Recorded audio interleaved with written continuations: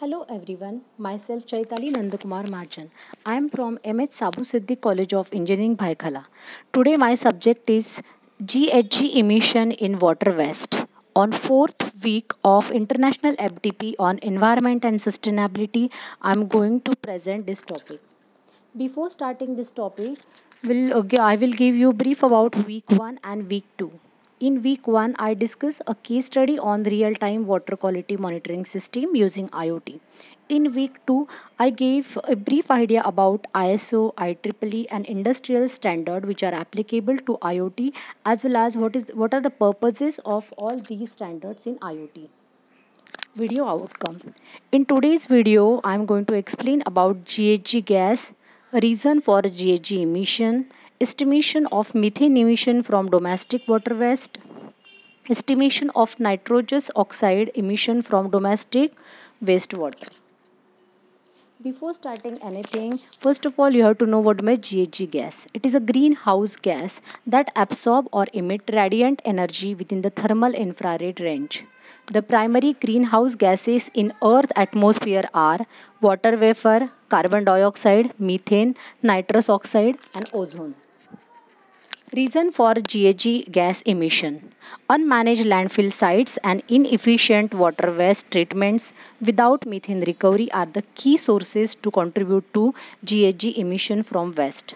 Also, inappropriate waste management result in emission of GHG gas, contributing methane and nitrous oxide contributing to global warming.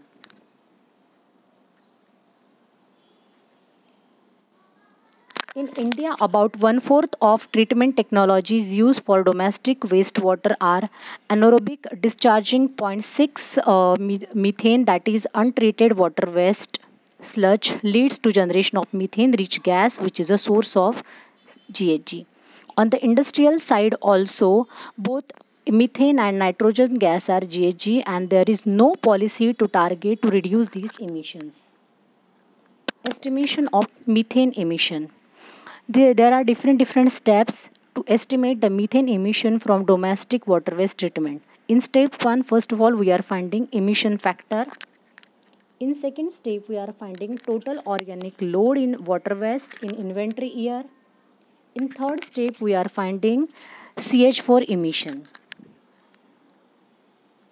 These are the values of MFC, BO for different treatment pathway are provided in table along with estimated value of EFG, that is emission factor.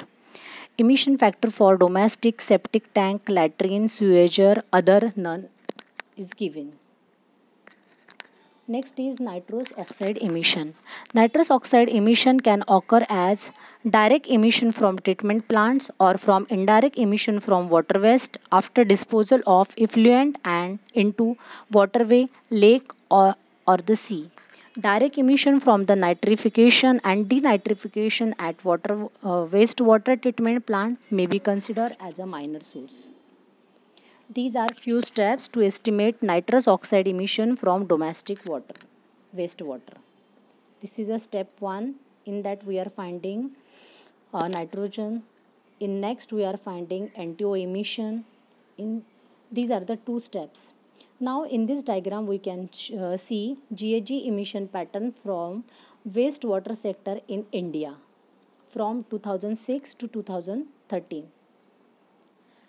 In this graph we can see carbon dioxide equivalent emission from wastewater sector or waste sector. The amount of GHG emission from India's waste sector can be substantially reduced.